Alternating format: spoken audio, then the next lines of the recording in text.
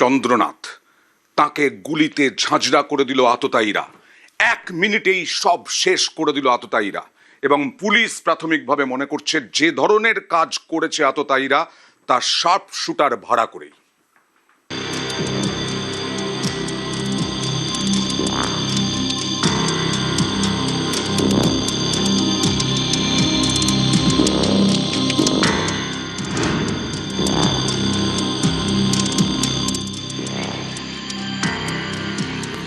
বুধবার রাত মধ্যমগ্রামে ছক কষে 1 মিনিটের অপারেশন।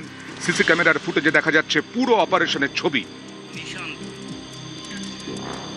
এই দেখুন, যশোর রোড লাগোয়া মধ্যমগ্রামের দোহারিয়ার রাস্তা দিয়ে যাচ্ছে শুভেন্দু অধিকারীর পিএ চন্দ্রনাথ রথের গাড়ি। কিছুটা এগোতেই একটি গাড়ি সামনে চলে আসে। চন্দ্রনাথের গাড়ি রাস্তা আটকায়। পুলিশের সন্দেহ পেছন পেছন এই 2 দুষ্কৃতী যায় বাইকে।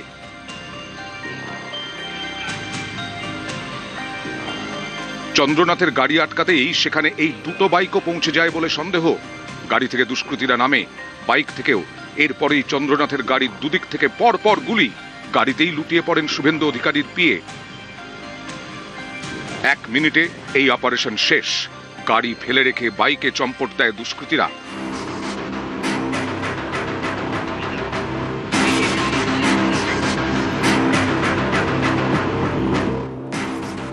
তদন্তকারীদের সন্দেহ এটা যার তার কাজ নয়, সবকিছু হয়েছে ছক কষে, দীর্ঘদিন ধরে পরিকল্পনা করে।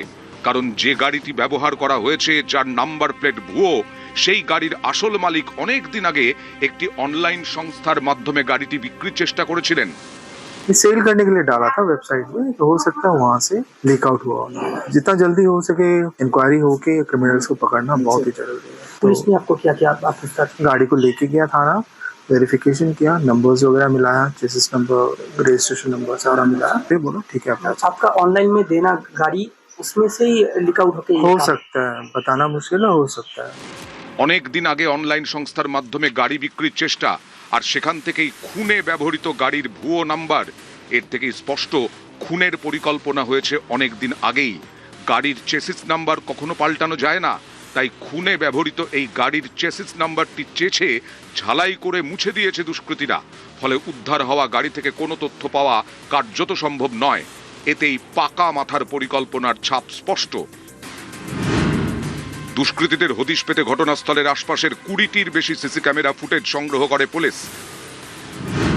বেশ কয়েকজন প্রত্যক্ষদর্শীকে জিজ্ঞাসাবাদ করে। তদন্তকারীরা জানতে পেরেছেন 7 দিন আগে থেকে এলাকায় রেকি করতে থাকে দুষ্কৃতীরা। চন্দ্রনাথ রথের আবাসনের কাছেও যায়। বুধবার বিকেল থেকে চন্দ্রনাথের বাড়ির আশপাশে অপেক্ষা করছিল দুষ্কৃতীরা। খুনের ধরন দেখে তদন্তকারীদের সন্দেহ এই কাজে লাগানো হয় শার্প শুটার। দুষ্কৃতীরা ব্যবহার করে অত্যাধুনিক আগ্নেয়াস্ত্র। চন্দ্রনাথ খুনের পর একটি বাইক বাজেয়াপ্ত করে পুলিশ। ব্যবহৃত মোটরসাইকেলটা 4 কিলোমিটার দূর থেকে উদ্ধার হয়েছে। আমি শুধু একটাই আপিল করব, আইনের উপর আস্থা রাখবেন, নিজেরা আইন হাতে তুলে নেবেন না। এই বাইক কি খুনের কাজে ব্যবহার করা হয়েছিল খতিয়ে দেখছেন তদন্তকারীরা। বাইকের নাম্বার পশ্চিম বর্ধমানের বার্নপুরের ঠিকানার। সেখানে পৌঁছয় নিউজ 18 বাংলা। স্থানীয়দের দাবি, যার নামে রেজিস্ট্রেশন, এই ঠিকানায় সেই নামে কেউ থাকেন না। यहाँ हम 2014 से रहते हैं। होटल का एड्रेस क्या है? ABG 7 का 12 गुरुद्वारा। आपका गाड़ी है कोई? गाड़ी मेरे पास जो है वो WB 38AC 4485 मेरा है। हाँ, ये हम तो 2013 में लिए हैं। विभास भट्टाचार्य बोल के कोई यहाँ पे रहता था? ना, कोई नहीं। कभी किसी को बाइक बिक्री की है आप? ना, हम नहीं हुआ। इस क्वार्टर के एड्रेस पे कभी कोई बाइक लिए आपको ऐसा कुछ नॉलेज है? ना, कोई नहीं। विभास कुमार भट्टाचार्य को आप जानते हैं? नहीं जानते। নিউজ 18 বাংলা। সিসি ক্যামেরায় পরিষ্কার দেখা যাচ্ছে আততায়ীদের গাড়ি প্রথমে ঢুকলো, তারপরে চন্দ্রনাথ রথের গাড়ি ঢুকলো। চন্দ্রনাথ রথের গাড়ি আটকালো ওই আততায়ীদের গাড়ি। তারপরে কিছু বুঝে ওঠার আগেই একেবারে গাড়ি থেকে এক এক করে নেমে, বাইক থেকে নেমে পয়েন্ট ব্ল্যাঙ্ক রেঞ্জ থেকে ঝাঁঝরা করে দিল আততায়ীরা। 1 মিনিটের অপারেশন সেরে বাইকে পালিয়ে গেল। হামলার এই আগের মুহূর্ত শেষ কথা হয়েছিল শঙ্কর ঘোষের সঙ্গে। চন্দ্রনাথের শেষ কথা শঙ্কর ঘোষের সঙ্গে, শঙ্কর ঘোষের সঙ্গে ফোনে শেষ কথা। যখন ফোন করেছিলেন শঙ্কর ঘোষ, তখন কয়েকজনের কথা বলার শব্দ শোনেন শঙ্কর। ক্রস কানেকশন ভেবেছিলেন, ফোন কেটে দেন শঙ্কর। কিছুক্ষণ পর ফোন করলেও আর ধরেননি চন্দ্রনাথ।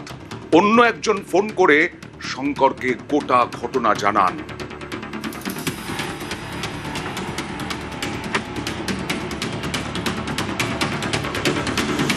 ইনসিডেন্টলি ওর সাথে আমার কথা হচ্ছিল, তো কনভারসেশন হচ্ছিল 8 তারিখ 9 তারিখের প্রোগ্রামটা নিয়ে।